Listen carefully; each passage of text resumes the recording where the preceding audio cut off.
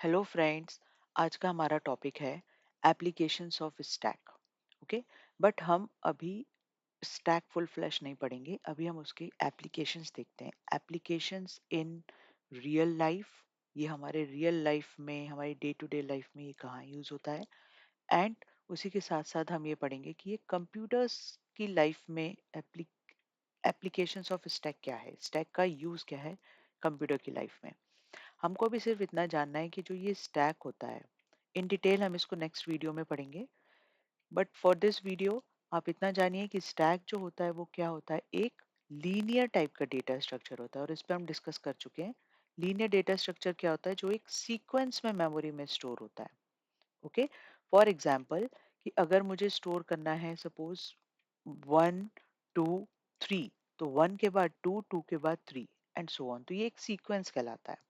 Okay, और एक और चीज मैं बताना चाहूंगी आपको कि स्टैक जो होता है वो क्या फॉलो करता है, लास्ट इन फर्स्ट आउट। तो हम इसको बोलते हैं in short LIFO, last in first out. ये अभी क्या होगा ये हम अब आगे चल के और अच्छे से डिस्कस करेंगे। बट फॉर दिस वीडियो आप सिर्फ दो बातें ध्यान रखिए कि स्टैक एक लीनियर टाइप का डेटा स्ट्रक्चर है और वो कौन सा प्रिंसिपल फॉलो करता है, last in first out. Understood? तो अब हम इसका एक सिंपल से एग्जांपल देखते हैं। पहले तो देखिए, यहाँ पे मेरे पास एक पिरामिड है। ओके, हमने अपने चाइल्डहुड में ये गेम बहुत बार प्ले भी किया है कि हमारे पास एक छोटा सा पिरामिड है और उसमें हमको रिंग्स डालना है। ठीक है, तो जब हम उसमें रिंग डालेंगे तो सबसे पहले हम कौन सा रिंग डालेंगे? इसमें सबसे पहले रिंग कौन सा डलेगा? रेड। ये जो रेड कलर का रिंग दिख रहा है। उसके बाद रिंग कौन सा जाएगा? ग्रीन। उसके बाद रिंग कौन सा हम डालेंगे उसमें? येलो। एंड आफ्टर दैट हम कौन सा रिंग डालेंगे सबसे लास्ट में? ब्लू। आप इमेजिन करिए, सबसे पहले एक रेड रिंग जाएगा, फिर ग्रीन रिंग जाएगा, फिर येलो रिंग जाएगा, फिर ब्लू रिंग जाएगा।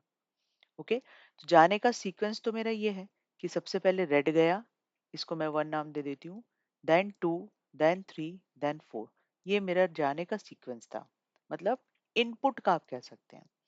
पर जब आउटपुट की बारी आएगी तो सबसे पहले मैं रेड तो नहीं निकाल सकती क्योंकि उसके ऊपर ये 3 रिंग प्रेजेंट है।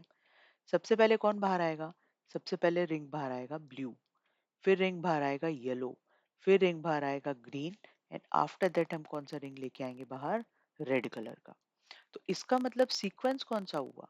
सबसे पहले ये वाला रिंग बाहर आया, फिर ये वाला आया, फिर ये, and after that at the last red colour का रिंग बाहर आया। अंडरस्टूड? तो इसी को बोलते हैं लास्ट इन फर्स्ट आउट। सबसे लास्ट में कौन इन हुआ था? ये वाला ब्लू वाला, ये दिस वन, ये सबसे लास्ट में आया था। बट निकल के बाहर कौन आ रहा है सबसे पहले? देखिए, ब्लू कलर का बाहर आ रहा है। ओके, इसको हम एक और एग्जांपल से समझते हैं। Suppose we have this sequence of book suppose.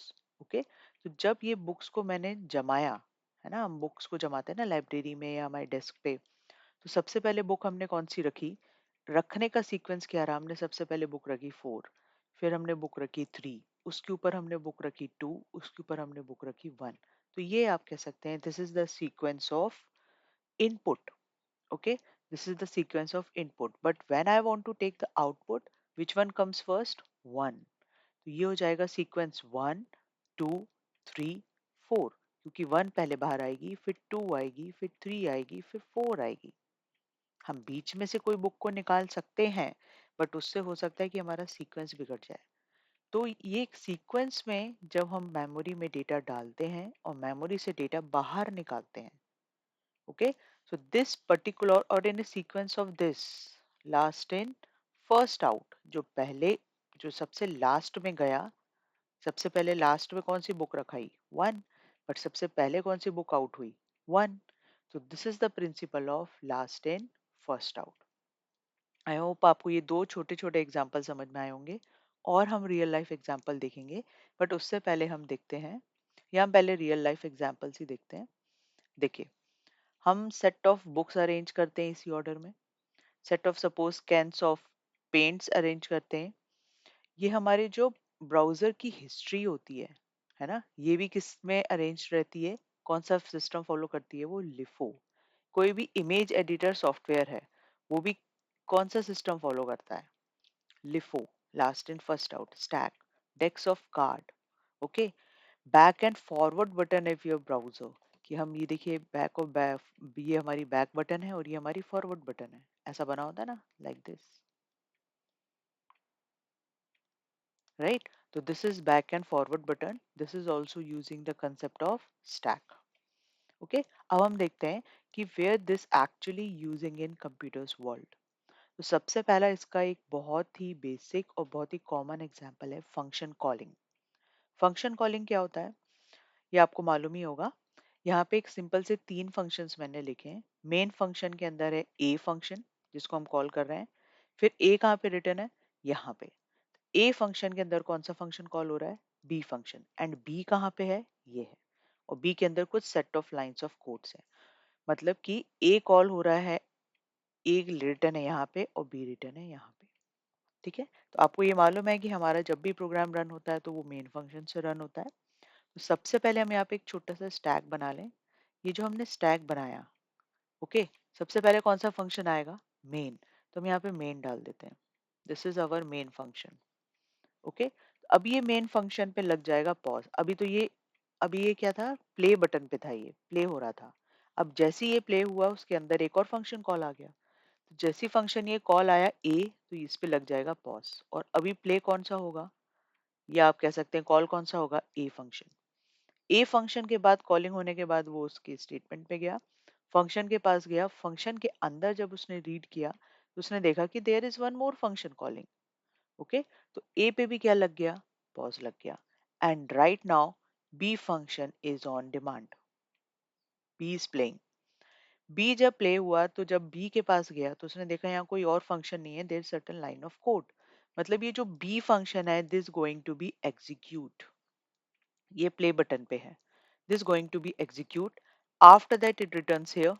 तो मतलब जो हमारा नेक्स्ट स्टैक रहेगा वो क्या रहेगा, मेन और ए, क्योंकि बी तो एग्जीक्यूट होके बाहर आ गया है। नाउ इट रिटर्न्स टू ए, अब ये वाला फंक्शन की बारी है एग्जीक्यूट होने की। ये फंक्शन प्ले बटन पे है और ये वाला पॉज पे है। ओके, तो ए फंक्शन हमारा क्या हो रहा है, अभी एग्जीक्यूट हो रहा है। जब इसका एग्जीक्यूशन खत्म हो जाएगा तो then it comes to here. After that, what is my stack position? Stack position is main, like this. Now this is on playing button और A हमारा बाहर हो चुका है execute होके. This main function will runs, execute all the statements and also, and after that our stack become empty. Okay, so this is the procedure of function calling using a stack. Getting? So there are certain examples जो हम next video में और in depth पढ़ेंगे. One by one इन सारे examples को मैं आपको with their explanation समझाऊंगी. Okay? So the first example, the next example is balanced parenthesis checking. ये हम लिखते हैं ना इस तरीके से a plus b and C plus D. तो ये बैलेंस्ड है कि नहीं, ओपन है तो क्लोज है, फिर ओपन है तो क्लोज है, एंड सो ऑन। यहाँ पे हमारे पास सपोज कर्ली ब्रैकेट्स लगे हैं, स्क्वायर ब्रैकेट्स लगे हैं, बहुत सारी चीजें हैं, बहुत सारे ब्रैकेट्स हैं जिनको हमें चेक करना है स्टैक के थ्रू कि are they are in a sequence और करेक्टली क्लोज्ड और not. Okay, undo redo functionality in editors जो मैंने अभी आपको बताया। रिवर्स द स्ट्रिंग, यस ये भी हमको देखना है। रिवर्स द स्ट्रिंग कैसे करेंगे हम, रिवर्स स्ट्रिंग सपोज 1 2 3 4। अब आपको किसी ने प्रोग्राम दे दिया कि now you have to reverse this string, तो आप इसको कैसे रिवर्स करोगे, रिवर्स मतलब आपको इसको 4 3 2 1 करना है। ओके, तो अब ये रिवर्सिंग भी हम किसके थ्रू करते हैं, स्टैक के थ्रू करते हैं। तो ये भी हम देखेंगे कि ये किस तरीके से किया जाता है। Now what is this back tracking, is back tracking बहुत सिंपल सा है। बैक ट्रैकिंग का मतलब क्या हुआ, बैकट्रैकिंग मीन्स अगर आप सपोज यहाँ पे हैं एंड वाला हम गेम खेलते हैं ना, मेज वाला गेम, कि आपको यहाँ पे आपके पास आपका रैबिट है, ये नहीं सॉरी, यहाँ पे आपके पास आपकी कैरेट है और यहाँ पे आपका रैबिट है, और आपको इस रैबिट को इसके पास पहुँचाना है। और लेट्स सपोज यहाँ पे आपका रास्ता ब्लॉक है, तो what you have to do the back track and choose the next path. Okay, so this is called as what, back tracking, कि हम वापस आए। कभी कभी ऐसा रियल में भी होता है कि हम कोई रास्ते में जा रहे हैं और वो रास्ता क्लोज है अगर, तो हम वापस आके फिर दूसरा रास्ता ढूंढ के अपने डेस्टिनेशन पे पहुंचते हैं। तो this is called as back tracking. Okay, expression evolution. Yes, this is also one of the important application of stack कि expression को कैसे evolute करते हैं. Okay, like A plus B है और ए और बी की कोई वैल्यू है, इन दोनों को हमको सॉल्व करके इसका आंसर निकालना है. So this is known as expression evolution. This is shortest example. ऐसे बहुत बड़े बड़े एग्जांपल स्टैक के थ्रू सॉल्व होते हैं. Memory management. Okay, and yes, so this is these are certain examples जो हम नेक्स्ट क्लासेस में और अच्छे से इन डेप्थ स्टडी करेंगे.